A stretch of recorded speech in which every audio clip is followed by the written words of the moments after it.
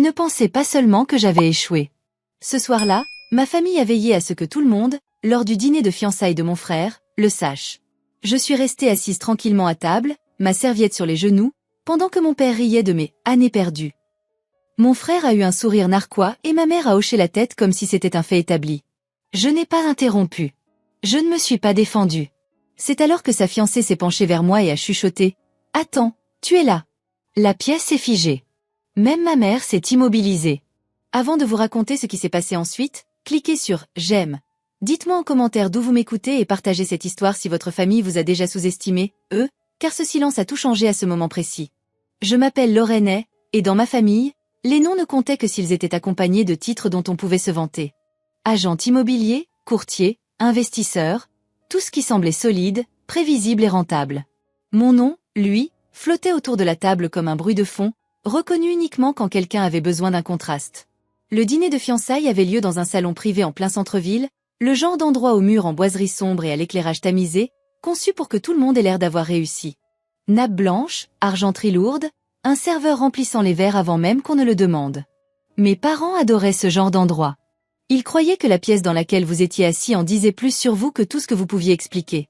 J'étais assise à 2 chaises de mon frère, assez près pour entendre chaque blague discrète, mais assez loin pour être exclu du centre de l'attention.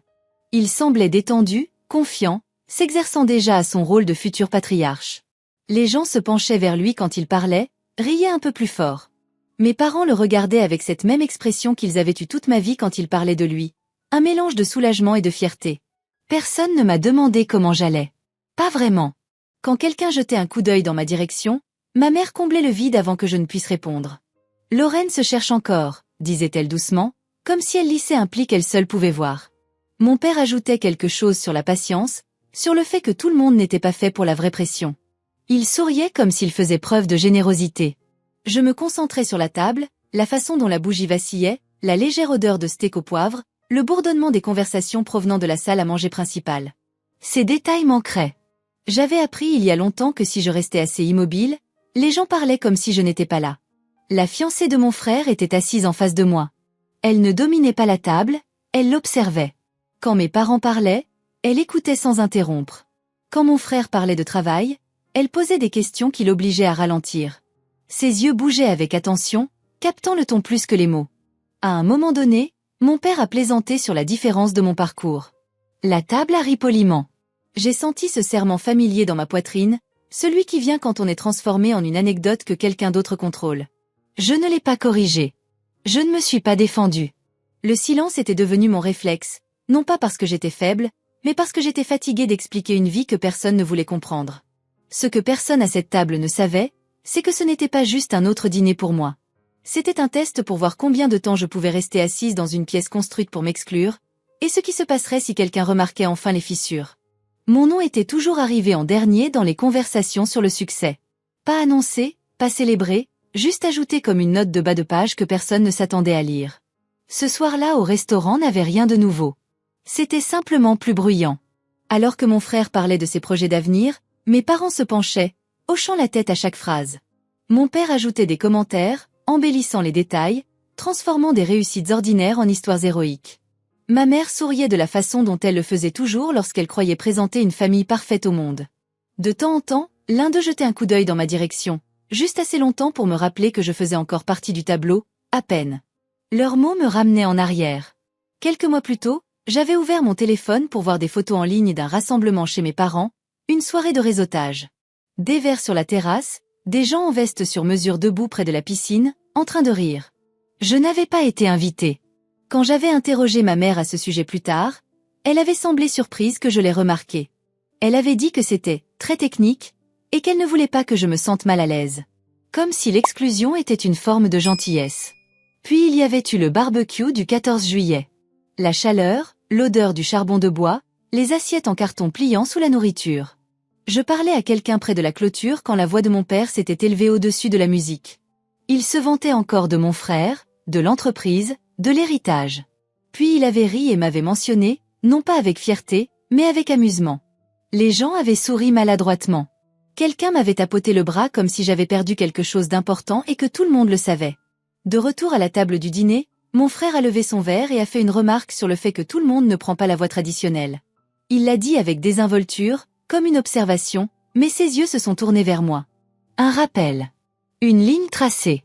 J'ai senti la pression familière derrière mes côtes, l'envie de parler, de corriger l'histoire, de dire quelque chose d'assez tranchant pour les faire taire. Au lieu de cela, j'ai pris une lente inspiration et j'ai croisé mes mains plus fort.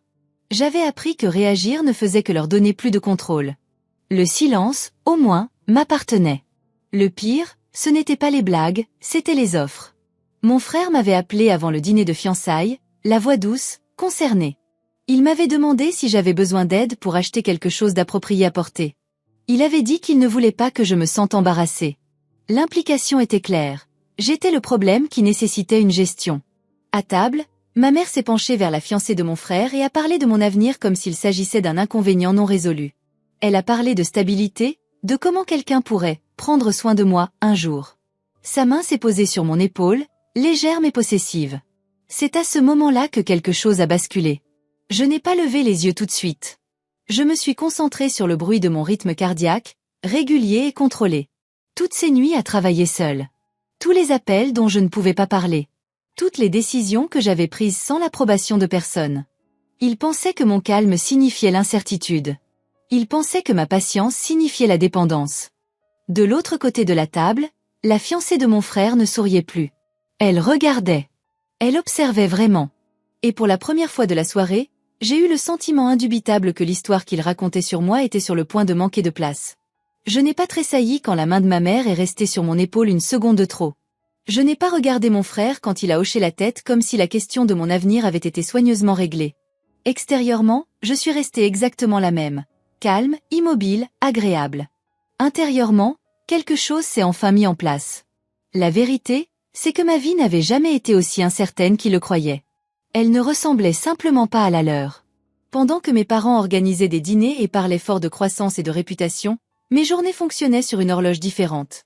Les petits matins se fondaient dans les nuits. Mon appartement restait silencieux, à l'exception du léger bourdonnement du ventilateur de mon ordinateur portable et de la vibration occasionnelle d'un appel provenant d'un fuseau horaire différent. J'avais appris à mesurer les progrès par de petites confirmations. Documents signés, paiement validé, message court disant « On avance ». Il n'y avait pas d'applaudissements, pas de public, juste de l'élan. Je n'en parlais jamais, non pas parce que j'avais honte, mais parce que je ne pouvais pas. Le travail exigeait le silence. Les accords étaient encore fragiles. Un mot de trop pouvait défaire des mois de préparation.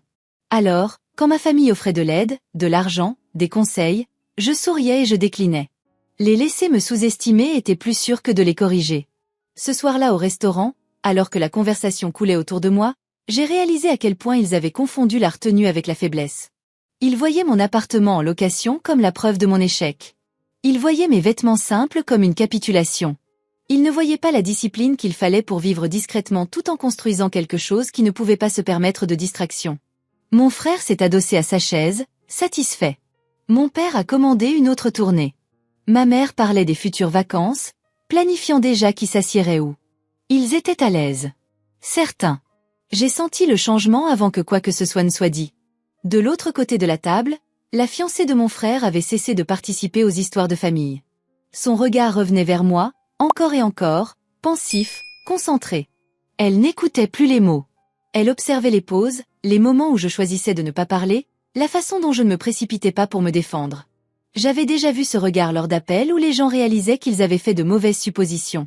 Pour la première fois de la soirée, je me suis permis de respirer un peu plus profondément. Pas parce que j'attendais d'être sauvée, pas parce que j'avais besoin de validation, mais parce que je comprenais quelque chose qu'ils ne contrôlaient pas. Le pouvoir ne s'annonce pas toujours. Parfois, il attend. Le dîner a continué, mais l'équilibre avait déjà changé. Mes parents parlaient encore, jouaient encore leur rôle. Mon frère était toujours confiant. Pourtant, il y avait une tension croissante sous la surface, comme un câble silencieux trop tendu. Je suis restée assise. Je suis restée silencieuse. Pas parce que je n'avais nulle part où aller, mais parce que je savais exactement quand il serait important de me lever. Le serveur est revenu avec une autre tournée de boissons, posant les verres avec précaution, ignorant que l'atmosphère à la table avait changé. Mon père a levé son verre en premier, impatient de reprendre le contrôle de la pièce. À la famille, a-t-il dit avec un large sourire. Et au nouveau départ. Tout le monde a fait écho, sauf moi. J'ai levé mon verre une seconde plus tard, juste assez pour ne pas me faire remarquer. J'avais appris à survivre à des moments comme celui-ci en restant un demi-temps en retard. Mon frère s'est lancé dans une autre histoire sur ses projets. Une plus grande maison, de plus grandes responsabilités, un plus grand avenir. Il parlait avec l'assurance de quelqu'un qui n'avait jamais été remis en question. Mes parents comblaient les lacunes pour lui, s'interrompant l'un l'autre, polissant chaque phrase jusqu'à ce qu'elle brille. « Et Lorraine » ajouta soudainement mon père, agitant la main dans ma direction comme s'il s'était souvenu d'un détail tardif. « Eh bien, elle a toujours été indépendante. » La pause avant ce mot était délibérée. Ma mère a ri doucement. Elle aime faire les choses à sa manière. Elle le disait comme on parle d'habitudes têtues qu'on espère voir passer. Nous voulons juste qu'elle soit en sécurité. Vous savez à quel point le monde est dur. J'ai senti le serrement familier dans ma poitrine, le réflexe de me faire toute petite. J'ai gardé les yeux sur la table, le grain du bois, une légère égratignure près de mon assiette. Quelque chose de solide. En face de moi, la fiancée de mon frère n'a pas détourné le regard. Elle a légèrement incliné la tête, m'étudiant comme si une pensée venait de s'imbriquer. Puis elle a demandé calmement, « Lorraine, qu'est-ce que tu fais exactement ?»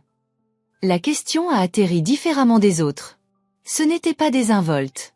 Ce n'était pas du remplissage poli. C'était direct. Avant que je puisse répondre, mon frère a gloussé. « C'est compliqué », a-t-il dit rapidement. « Un truc dans la tech. Elle fait des expériences. » Mon père a hoché la tête, soulagé de prendre le relais. Beaucoup de gens essaient ce genre de choses. C'est un secteur difficile. J'ai senti la chaleur monter dans mon cou. Pourtant, je n'ai rien dit. La fiancée n'a pas souri. « Quel genre de plateforme ?» a-t-elle demandé, les yeux toujours rivés sur moi. La table est devenue silencieuse d'une manière qui semblait inhabituelle. Mes parents ont bougé sur leur chaise. Mon frère s'est éclairci la gorge. « Elle est modeste », a dit ma mère en touchant à nouveau mon bras. « Elle n'aime pas en parler. » C'est alors que la fiancée s'est penchée, baissant légèrement la voix. Pas assez pour que ce soit un secret, mais assez pour changer le ton. « C'est lié à la logistique ?» m'a-t-elle demandé. J'ai levé les yeux pour la première fois depuis des minutes. « Oui », ai-je dit. Un mot. Calme, stable. Ses sourcils se sont levés presque imperceptiblement. « Mondial ?» a-t-elle continué. J'ai hoché la tête. Mon frère a ri à nouveau, un peu trop fort. « Tu vois, c'est ce que je veux dire. » Très vague. La fiancée l'a ignoré. Son attention s'est aiguisée, professionnelle maintenant. Optimisation de la chaîne d'approvisionnement. J'ai senti mon pouls ralentir. Oui. Le silence s'est épaissi. Elle a expiré lentement, ses yeux ne quittant jamais les miens. Puis elle a murmuré juste assez fort pour que la table l'entende. « Attends, tu es là !» Elle s'est arrêtée au milieu de sa phrase. L'effet a été immédiat. La conversation est morte. Les verres se sont arrêtés à mi-chemin des bouches. Même le serveur, quelques tables plus loin, a semblé hésiter. C'était comme si toute la pièce avait pris une inspiration et oublié comment la relâcher. Mon père a froncé les sourcils. « Qu'est-ce qu'il y a ?» a-t-il demandé, l'irritation s'insinuant dans sa voix. La fiancée s'est redressée sur sa chaise. « Lorraine est, a-t-elle dit avec précaution. « Tu es la fondatrice, n'est-ce pas ?» Personne n'a parlé. J'ai croisé son regard et j'ai fait un petit signe de tête. Le bruit que mon frère a fait n'était pas tout à fait un rire et pas tout à fait un halètement. « La fondatrice de quoi ?» a-t-il exigé. Elle ne lui a pas répondu. Elle a fouillé dans son sac et en a sorti son téléphone, tapant sur l'écran avec une aisance habituelle. Quand elle l'a retourné, le titre a rempli l'espace entre nous. Un article, spécialisé dans l'industrie. Pas de photos de moi, juste des analyses, des chiffres, des citations d'investisseurs louant une fondatrice qui préférait rester hors des projecteurs. Elle a fait glisser le téléphone vers le centre de la table. Ceci, a-t-elle dit d'une voix égale, est l'une des plateformes les plus surveillées du secteur en ce moment. Lancement discret, forte traction initiale, portée internationale. Mon père s'est penché en avant, plissant les yeux. Le sourire de ma mère avait complètement disparu. Nous essayons d'obtenir un rendez-vous depuis des mois, a continué la fiancée. Pas de presse, pas d'interview, juste des résultats. Mon frère a secoué la tête. Ce n'est pas. Il s'est arrêté quand il a réalisé que personne n'écoutait. Elle l'a regardé enfin. « Tu as dit que tu voulais que je rencontre des visionnaires », a-t-elle dit. Sa voix n'était pas tranchante. C'était pire. Elle était contrôlée. Je ne m'attendais pas à ce qu'il y en ait une assise en face de moi. La pièce est restée figée. La main de ma mère a glissé de mon épaule comme si elle l'avait brûlée. Sa bouche s'est ouverte, puis fermée. Elle a réessayé, mais aucun mot n'est sorti. Mon père s'est redressé, la couleur quittant son visage. « Pourquoi tu ne nous l'as pas dit ?» a-t-il demandé, le tranchant de sa voix émoussée par la confusion. Je n'ai pas répondu tout de suite. J'ai pris mon verre, j'ai bu une petite gorgée et je l'ai reposé avec précaution. « Vous n'avez jamais demandé, » ai-je dit. Mon frère s'est levé brusquement, sa chaise raclant le sol. « C'est ridicule, » a-t-il claqué. « Si c'était vrai, nous l'aurions su. » Les yeux de la fiancée sont revenus sur son téléphone. « Tout l'intérêt, c'était justement que vous ne le sachiez pas, » a-t-elle dit. Quelque chose dans l'expression de mon frère s'est fissuré. Pas de la colère. De la peur. Autour de nous, le bruit du restaurant est revenu lentement, mais notre table est restée isolée, comme si nous étions enfermés dans du verre. Les gens nous fixaient maintenant, chuchotaient. Je me sentais étrangement détaché, calme d'une manière à laquelle je ne m'attendais pas. Je ne l'ai pas caché pour prouver quoi que ce soit, ai-je dit, la voix stable. Je l'ai caché parce que je n'avais pas besoin d'approbation. Mon père a dégluti. Ma mère fixait la nappe, les doigts serrés fort. Je me suis levé, lissant ma serviette avant de la placer à côté de mon assiette. Le mouvement semblait cérémoniel. Final. Je vais y aller, ai-je dit en jetant un coup d'œil à la fiancée. C'était un plaisir de te rencontrer. Elle a hoché la tête une fois, le respect clair dans son expression. Je n'ai pas regardé ma famille à nouveau. Je n'en avais pas besoin. Alors que je sortais du salon privé, le silence m'a suivi. Pas le silence familier du rejet. Celui-ci était lourd, inconfortable, mérité. Derrière moi, personne ne parlait. Et pour la première fois de ma vie, ce silence ressemblait à la justice. Je ne me suis pas précipité en quittant le restaurant. L'air de la nuit semblait plus frais qu'il n'aurait dû, effleurant ma peau comme une réinitialisation. J'ai marché un pâté de maison avant de m'arrêter, laissant le bruit s'estomper derrière moi. Mon téléphone a vibré une fois dans ma main. Je ne l'ai pas regardé. Pendant des années, j'avais imaginé ce moment se terminant par des cris ou des excuses. Au lieu de cela, il s'est terminé par rien. Et d'une certaine manière, c'était plus lourd. Dans les jours qui ont suivi, le silence a perduré. Pas de message de groupe familial, pas de SMS soigneusement formulé prétendant que rien ne s'était passé. Quand ma mère a finalement appelé, sa voix était instable. Elle posait des questions qui ressemblaient plus à des tentatives de reprendre pied qu'à une véritable curiosité. J'ai répondu poliment, brièvement. Je ne comblais plus les vides pour elle. Mon frère n'a jamais pris contact. J'ai entendu par quelqu'un d'autre que le dîner de fiançailles était devenu gênant dans les récits, l'histoire éditée pour protéger leur fierté. Je l'ai laissé réécrire l'histoire. Je n'avais pas besoin de crédit. J'avais besoin de distance. Ce qui m'a le plus surprise, c'est à quel point tout semblait léger une fois que j'avais cessé de porter leurs attentes. Mon travail a continué. Appels, décisions, progrès. Rien n'avait changé là-bas. Ce qui avait changé, c'était le calme en moi, la tension constante qui disparaissait, l'envie de prouver quelque chose à des gens qui avaient déjà décidé qui j'étais. J'ai réalisé alors que la résolution ne ressemble pas toujours à la réconciliation. Parfois, elle ressemble à la clarté, au fait de savoir où vous finissez et où l'opinion des autres commence. Je n'ai pas perdu ma famille ce soir-là. J'ai perdu la version de moi-même qui continuait de rétrécir pour rentrer dans leur cadre. Et elle ne m'a pas manqué du tout. Je pensais qu'être acceptée par ma famille me ferait enfin me sentir entière. Maintenant, je sais que me comprendre moi-même comptait plus que de gagner un siège à leur table. Ce soir-là n'a pas changé qui j'étais, il l'a révélé. Si vous avez déjà été sous-estimé, par les personnes qui étaient censées vous voir le mieux, vous n'êtes pas seul. Dites-moi d'où vous écoutez et ce qui vous a aidé à tenir bon. Et si des histoires comme celle-ci comptent pour vous, abonnez-vous à Les Liens du passé pour ne pas manquer la prochaine.